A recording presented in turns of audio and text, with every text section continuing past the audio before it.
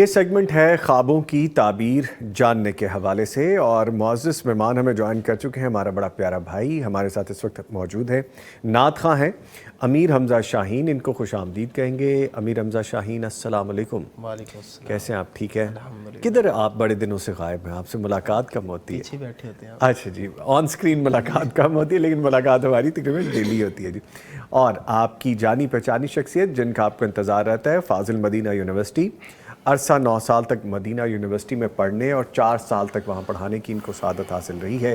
3 سال تک مسجد نبوی اور روضہ رسول صلی اللہ علیہ وآلہ وسلم اور ریاض الجنہ جیسے مقامات پر ان کو خدمات کا شرف بھی حاصل رہا ہے۔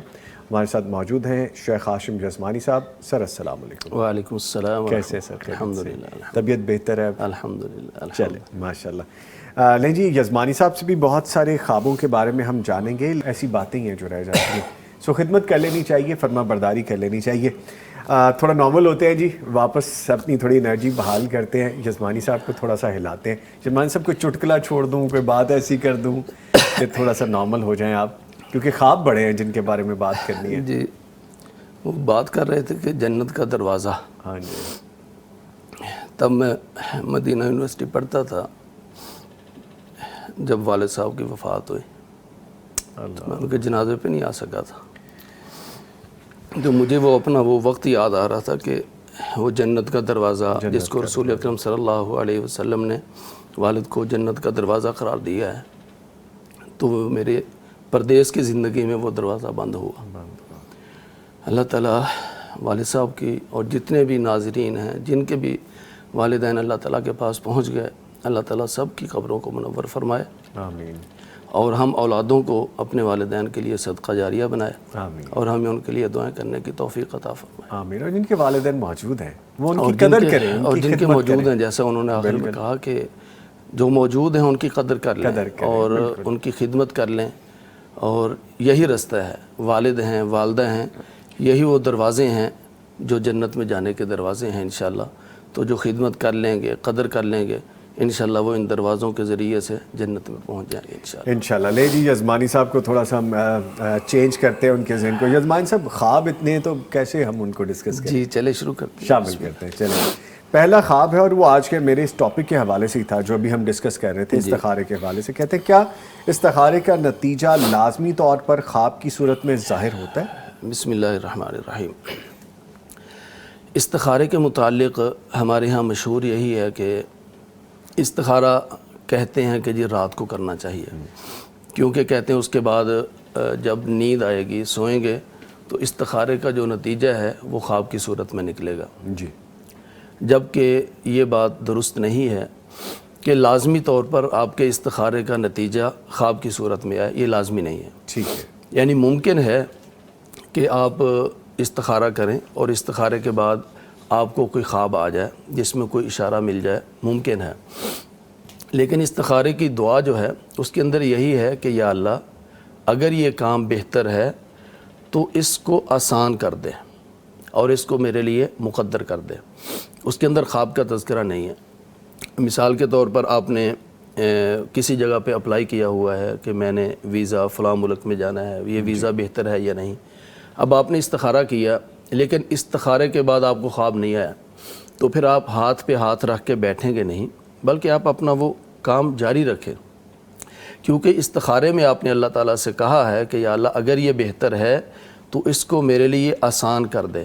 تو اگر آپ کے وہ ویزے کا جو پروسیس ہے وہ آسانی کے ساتھ چل رہا ہے اور اس کے راستے کی رکاوٹیں ختم ہو رہی ہیں اور آپ کو دلی اطمینان بھی ہو رہا ہے، تو پھر اگرچہ خواب کوئی نہیں آیا تو بالکل آپ مطمئن رہیں، انشاءاللہ آپ کا یہ کام درست ہے اور انشاءاللہ یہ آپ کے لیے بہتر ہوگا۔ اسی لیے تو راستے کھلتے جا رہے ہیں۔ ٹھیک ہے۔ اور آپ کو خواب نہیں بھی آیا لیکن اس ویزے کے پروسیس میں کوئی نہ کوئی رکاوٹ آ رہی ہے، یا پھر کوئی نہ کوئی ایسا مسئلہ بن جاتا ہے کہ آپ کا وہ کام نہیں ہو رہا، آپ کو خواب کوئی نہیں آیا، لیکن ان رکاوٹوں کی وجہ سے آپ سمجھ لیں کہ یہ اللہ تعالیٰ کی طرف سے یہی فیصلہ ہے کہ یہ والا معاملہ جو ہے وہ درست نہیں ہے۔ کوئی بھی کام ہے، کوئی بھی کام ہے۔ تو اس طرح بعض دفعہ ہوتا ہے کہ کوئی رکاوٹ وقتی ہوتی ہے۔ جی۔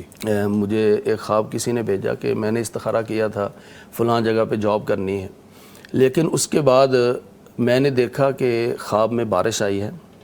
اب بارش کا مسئلہ تو کوئی نہیں, بارش تو اللہ تعالیٰ کی طرف سے رحمت ہے, لیکن وہ کہتے ہیں کہ بارش نے میرا رستہ روک دیا. اچھا, بارش کی وجہ سے میں چل نہیں پایا, اور بارش جو ہے اس نے میرا رستہ جب روکا تو میں پہنچ نہیں پایا آگے. تو اس کا کیا مطلب ہے؟ تو میں نے کوئی غور و فکر کے بعد میں نے کہا بارش تو ہے انشاءاللہ اللہ تعالیٰ کی رحمت, لیکن وہ جو بارش کی وجہ سے تعطل آیا ہے نا, آپ کے راستے میں رکاوٹ آئی ہے, اس کا مطلب یہ ہے کہ آپ کا یہ کام ہے بہتر, لیکن اس میں کوئی وقتی رکاوٹ آئے گی. اچھا, اب یہ وقتی رکاوٹ میں نے کس لیے کہا کہ بارش اس کی پانی کی وجہ سے آپ کا جو رستہ بند ہوتا ہے وہ کچھ گھنٹوں کے لیے ہوتا ہے. ہاں جی, وقتی طور وہ پہ, وقتی طور پہ ہوتا ہے, اور پھر رستے خشک ہو جاتے ہیں اور آپ کا رستہ جو ہے نا وہ بن جاتا ہے. تو اس کا مطلب کام بہتر. اور پھر ان کا کوئی 2 دن کے بعد فون آیا, یعنی یہ ہفتہ 2 ہفتے پہلے خواب پوچھا تھا. اچھا, تو ابھی کل ان کا فون آیا کہ میرا الحمدللہ وہ ویزا لگ چکا ہے اور میں باہر جا رہا ہوں. لیکن درمیان میں انہوں نے کہا رکاوٹیں تھیں اور وہ وقتی تھی. اب بارش کی وجہ سے گھنٹے 2 گھنٹے یا چند دن اگر لگاتار بھی بارش رہے تو چند ایام جو ہیں وہ آپ کی رکاوٹ رہے گی. تو اس لیے خواب آ بھی سکتا ہے لیکن خواب نہیں بھی آ سکتا. تو استخارے کے بعد خواب کے انتظار میں نہیں رہنا چاہیے کہ اب میں نے آج استخارہ کیا خواب نہیں آیا, کل استخارہ کروں گا. جب تک خواب نہ آئے تو آپ استخارہ کرتے رہیں, ایسا نہیں ہے. اس سے پہلے کسی لمحے آپ کو اطمینان ہو جائے, آپ کو کسی اور طرف سے اشارہ مل جائے, آپ کا وہ کام چل جائے, آپ کا وہ ویزے کا پروسیس آگے چل پڑے, تو آپ سمجھ لیں کہ انشاءاللہ یہ بہتر ہے.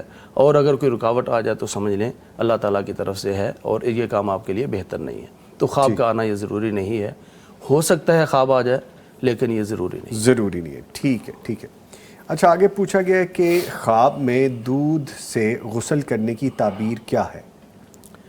آپ کو کیا لگا ہے کہ غسل کرنا دودھ سے بظاہر تو یہ بے ادبی ہے کہ دودھ رزق ہے اور اس سے بے ادبی ظاہر ہوتی ہے, لیکن حقیقت میں ایسا نہیں ہے. اچھا, خواب کے اندر کچھ چیزیں ہماری ظاہری زندگی جو چلتی ہے اس سے بہت ہٹ کے ہوتی ہیں. یعنی ظاہری زندگی میں تو اگر ہم دودھ اوپر اپنے ڈالیں یا اپنے پاؤں پر دودھ ڈالیں تو ظاہر ہے یہ رزق کی بے حرمتی ہے اور یہ بالکل درست نہیں ہے. لیکن دودھ یہ فطرت سلیمہ کی طرف اشارہ کرتا ہے. رسول اکرم صلی اللہ علیہ وسلم کو جب معراج کی رات اوپر لے جایا گیا تو آپ کے سامنے کیا پیش کیا گیا؟ ایک دودھ کا پیالہ اور ایک شراب کا پیالہ, اور آپ نے دودھ کو انتخاب کیا. تو بتایا گیا کہ آپ نے فطرت کو انتخاب کیا, یہ فطرت ہے انسان کی, اور شراب سے نفرت یہ انسان ہے, بندہ مومن کی فطرت ہے. تو دودھ جو ہے یہ اس فطرت کی طرف اشارہ کرتا ہے, فطرت اللہ التی فطر الناس علیہا. اور جیسا کہ حدیث میں بھی آتا ہے کہ کل مولود یولد علی الفطرہ, ہر بچہ جب پیدا ہوتا ہے وہ فطرت اسلام پر پیدا ہوتا ہے. تو دودھ اس پیدائشی جو فطرت اسلام ہے یہ اس کی طرف اشارہ کرتا ہے.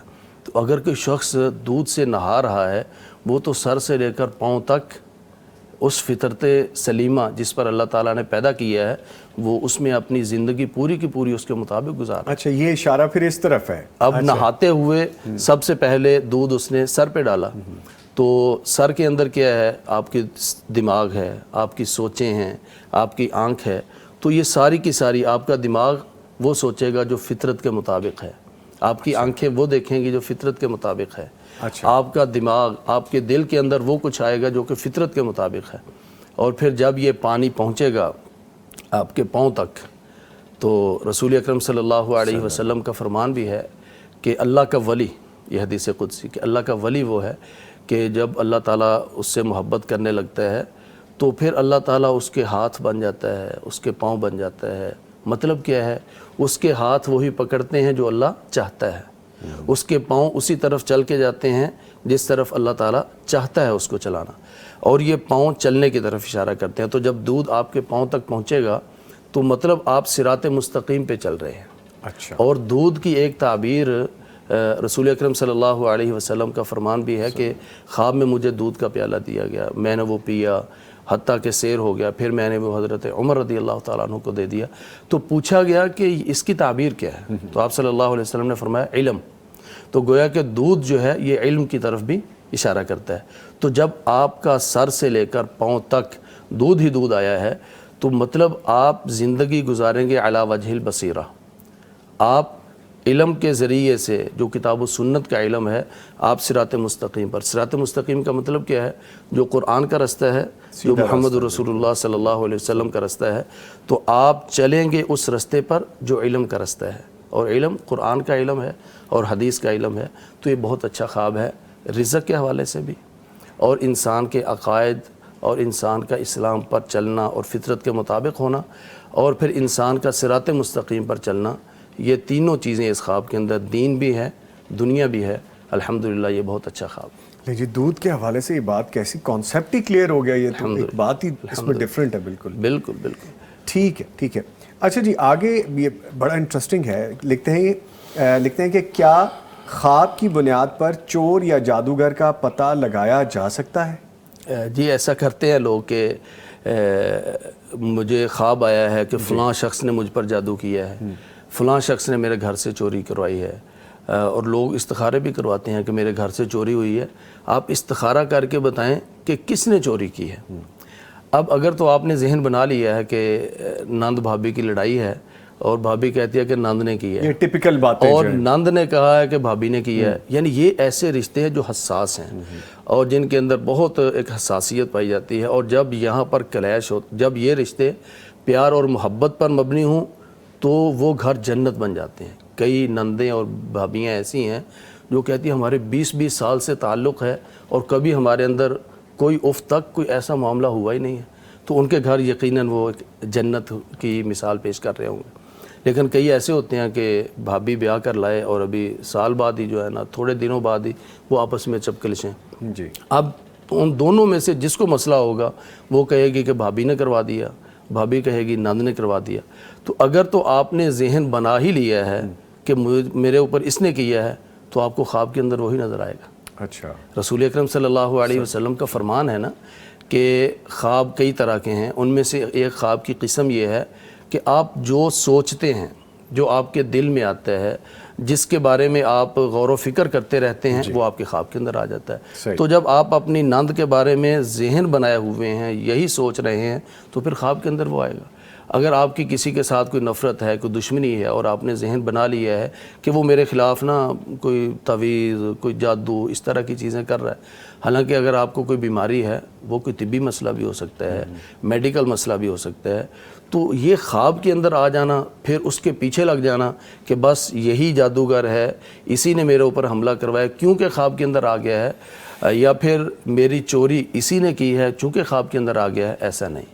کیونکہ خواب ہے، اس کی بنیاد پر شرعی احکامات ان کی بنیاد نہیں رکھی جا سکتی. ٹھیک. شرعی احکامات کیا ہیں کہ آپ کو خواب کے اندر آیا جی فلاں چور ہے، آپ کیسے کہہ سکتے ہیں؟ تو خواب کی بنیاد پر ایسی چیزیں ثابت نہیں ہوتی. ہاں آپ اللہ تعالیٰ سے دعا کریں کہ اللہ تعالیٰ آپ کے اس نقصان کی تلافی کرے، لیکن یہ کہنا کہ مجھے فلاں نے حساب کر کے بتایا ہے اور اس کے خواب کے اندر یہ آیا ہے، یہ جادوگر ہے، ایسا ہرگز درست نہیں ہے. یہ صرف رسول اکرم صلی اللہ علیہ وسلم کی اور نبیوں کی یہ حیثیت ہے کہ ان کا جو خواب ہوتا ہے اور خواب کے اندر جو کچھ تذکرہ ہوتا ہے وہ ویسے ہی ہوتا ہے. حقیقت میں نبی کے بعد کسی امتی کا خواب ایسا نہیں ہے کہ اس خواب کو لے کر ہم کہیں کہ بس اب یہی چور ہے چونکہ خواب کے اندر یہ آیا ہے. یہ درست نہیں ہے. ٹھیک ہے. اچھا، آگے پوچھا گیا کہ خواب میں ہارٹ اٹیک ہونے کی تعبیر کیا ہو سکتی ہے؟ خواب کے اندر ہارٹ اٹیک، دل کا تعلق ایک ایسے، یعنی دل ایک ایسا گوشت کا ٹکڑا ہے جس کے بارے میں رسول اکرم صلی اللہ علیہ وسلم نے فرمایا کہ جسم میں ایک ایسا لوتھڑا ہے گوشت کا، اذا صلحت صلح الجسد کلہ، اگر وہ ٹھیک ہو جائے پورا جسم ٹھیک رہے گا. وَإِذَا فَسَدَتْ فَسَدَ الْجَسَدُ كُلُّهُ، اور اگر وہ خراب ہو گیا تو جسم سارے کا سارا خراب ہو جائے گا. اور فرمایا الا وَهِيَ الْقَلْبُ، اور وہ ٹکڑا کیا ہے؟ دل ہے. تو دل اگر ٹھیک کام کر رہا ہے تو اس کا مطلب ہے کہ معاملات سب درست ہیں. لیکن اگر خواب کے اندر ہارٹ اٹیک آدمی دیکھتا ہے اور اس کو دل کا دورہ پڑتا ہے، اب اس کی دو کیفیتیں ہیں، یا تو دل کا دورہ پڑنے کے بعد بس وہ فوت ہی ہو گیا، یا پھر دل کا دورہ پڑنے کے بعد دوبارہ وہ صحت یاب ہو جاتا ہے. دل کی دھڑکن بند ہوئی لیکن دوبارہ جو ہے نا وہ صحت یاب ہو گیا. اگر وہ صحت یابی کی طرف نہیں آتا تو اللہ تعالیٰ قرآن پاک میں فرماتے ہیں ختم اللہ علی قلوبہم وعلی سمعہم وعلی ابصارہم غشاوہ ولہم عذاب عظیم، کہ دلوں پر بالکل ایک کیپ آ چکا ہے اور ایک اس کے اوپر ڈھکن آ چکا ہے، اب ان کے لیے کوئی سوچنے کی مہلت نہیں ہے، اب ان لوگوں کے لیے عذاب ہے۔ اور اللہ تعالیٰ دوسری جگہ فرماتے ہیں لہم قلوب لا یفقہون بہا، دل موجود ہیں لیکن وہ اپنا کام نہیں کر رہا، سمجھ نہیں رہے۔ تو آخر میں فرمائے اولئک کالانعام بل ہم اضل اولئک هم الغافلون، یہ لوگ چوپائیں جیسے ہیں بلکہ ان سے بھی بدتر ہیں۔ تو یہ لوگ غافل ہیں، یہ لوگ خسارے کے اندر ہیں۔ تو اس کا مطلب ہے کہ دینی حوالے سے اس آدمی کو دیکھنے کی ضرورت ہے۔ فی قلوبہم مرض فزادہم اللہ مرضا ولہم عذاب علیم بما کانوا یکذبون، دل کے اندر بیماری ہے شک کی، دل کے اندر بیماری ہے نفاق کی۔ کئی لوگ ہوتے ہیں نا، حدیث سنائیں کہ یہ رسول اکرم صلی اللہ علیہ وسلم کا فرمان ہے، لیکن وہ کہتے ہیں نہیں یہ دل نہیں مانتا، اتنی زندگی ہماری گزر گئی ہے، ہم یہ سنتے آئے ہیں، ہم نے تو آج تک نہیں سنا۔ وہ نا شک پیدا ہوتا ہے۔ تو جب کہ مسلمان کا دل تو یہ ہے کہ ادھر سے رسول اکرم صلی اللہ علیہ وسلم کا فرمان آئے، ادھر سے سر جھک جائے، ادھر سے ہم مان لیں۔ تو اگر وہ ماننے والا دل نہیں ہے تو پھر یہ ہارٹ اٹیک جو ہے نا یہ اس کی طرف اشارہ کرتا ہے۔ دل کے اندر شک ہے، دل کے اندر نفاق ہے، یا جو دین پر عمل پیرا ہونے والا معاملہ ہے اس کے اندر سستی ہے۔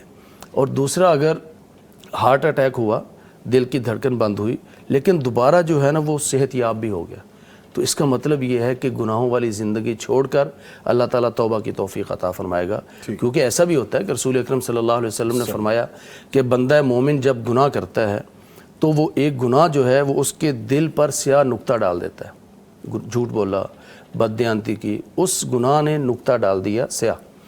اب اگر تو وہ توبہ کر لیتا ہے، وہ سیاہ نقطہ مٹ بھی جاتا ہے اور دل دوبارہ چمکنے لگتا ہے۔ لیکن اگر وہ معافی نہیں مانگتا، وہ ایک نقطہ پھیلتا چلا جاتا ہے حتیٰ کہ پورے کا پورا دل سیاہ ہو جاتا ہے۔ یہ وہ ہارٹ اٹیک کی طرف اشارہ ہے، پھر اس کے دل پر کوئی چیز اثر نہیں کرتی۔ اللہ تعالیٰ فرماتے ہیں کلا بل ران علی قلوبہم ما کانوا یکسبون، لیکن اگر وہ توبہ کر لیتا ہے وہ سیاہ نقطہ مٹ جاتا ہے۔ گویا کہ وہ جو سیاہ نقطہ لگا تھا، جو ہارٹ اٹیک ہوا تھا، تو اب دوبارہ وہ مٹ گیا ہے، وہ سیاہ نقطہ مٹ گیا ہے، اللہ تعالیٰ نے اس کو توبہ کی توفیق عطا کر دی ہے، تو یہ نیک زندگی کی طرف لوٹ آئے گا۔ تو یہ دونوں اس کی طرف، اگر کسی کو اس طرح کا خواب ہے تو دونوں چیزوں کا اس کے اندر امکان ہے۔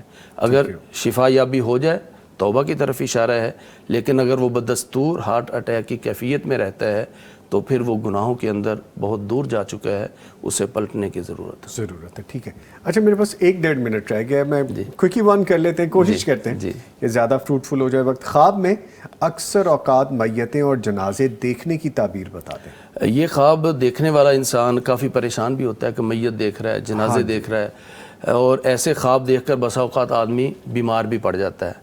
حضرت ابو قتادہ رضی اللہ تعالیٰ عنہ فرماتے ہیں کہ مجھے ایسے خواب آتے تھے کہ جس کی وجہ سے میں بیمار پڑ جاتا تھا۔ پھر آپ صلی اللہ علیہ وسلم نے فرمایا کہ شیطان انسان کو پریشان کرنے کے لیے خواب دکھاتا ہے، اور پھر اگر اس طرح کا خواب آئے تو کسی سے ڈسکس نہ کرو، اٹھ کر نماز پڑھو اور اللہ کے سپرد کر دو، انشاءاللہ کچھ نہیں ہوگا۔ اور حضرت ابو قتادہ کہتے ہیں اس کے بعد پھر میں نے خوابوں کی وجہ سے ڈرنا چھوڑ دیا تو الحمدللہ مسئلہ ٹھیک ہو گیا۔ تو یہ میت کا نظر آنا یا تو اس کی نفسیاتی کوئی کیفیت ہے خواب دیکھنے والے کی، قریب قریب کو 2-4 میتیں گھر کے اندر، کوئی رشتہ داروں کے اندر، کوئی محلے کے اندر فوت ہوئے، تو اسی کو اس نے دل پر لے لیا، یا کسی پیارے کی وفات کو دل پر لے لیا، تو وہ بار بار میتیں نظر آتی ہیں۔ تو یہ ایک نفسیاتی اثر بھی ہوتا ہے۔ اور دوسرا، بسا اوقات انسان دین سے، موت سے یا موت کی تیاری سے دور ہوتا ہے، اس کو یہ میت اور یہ قبر اور یہ جنازہ دکھا کر اس کو لٹایا جا رہا ہے کہ اللہ کی طرف پلٹ آؤ، یہاں تم نے جو ہے نا ایک دن تم نے بھی اس جنازے والی چارپائی پہ لیٹنا ہے، تو اس کو جھنجھوڑا جا رہا ہے۔ تو اگر اس کی کیفیت دین سے دوری والی ہے تو پلٹ آئے۔ اور بسا اوقات شیطان اتنی چیزیں بار بار دکھاتا ہے کہ انسان بس اسی چیز کے اندر جو ہے نا وہ ڈوب جائے، اس کو اللہ کی یاد، یعنی بسا اوقات انسان ڈر کے اندر اتنا مبتلا ہو جاتا ہے کہ وہ اللہ کی رحمت سے ہی مایوس ہو جاتا ہے۔ انسان کو اللہ سے ڈرنا بھی چاہیے اور اس کی رحمت کا امیدوار بھی رہنا چاہیے۔ تو ایسے خواب دیکھ کر مایوس نہیں ہونا چاہیے، موت کی تیاری کرنی چاہیے اور نیکیوں کی طرف بڑھنا چاہیے۔ ٹھیک ہے، لیجیے اس کے ساتھ ہی میں شکریہ ادا کروں گا اپنے معزز مہمانوں کا، ہمارے ساتھ موجود رہے امیر حمزہ شاہین، امیر حمزہ شاہین آپ کا آنے کا بہت شکریہ، اور موجود رہے شیخ ہاشم یزمانی صاحب، سر آپ کے بھی آنے کا بہت شکریہ۔ پروگرام اپنے اختتام کو پہنچ رہا ہے جی، اور اس کے ساتھ ہی نوید نظامی اور پوری ٹیم کو اجازت دیجیے۔ اپنا اور اپنے پیاروں کا خیال رکھیے، دعا میں ہمیں شامل رکھیے، انشاءاللہ پھر ملاقات ہوگی، تب تک کے لیے اللہ حافظ۔ Ooh.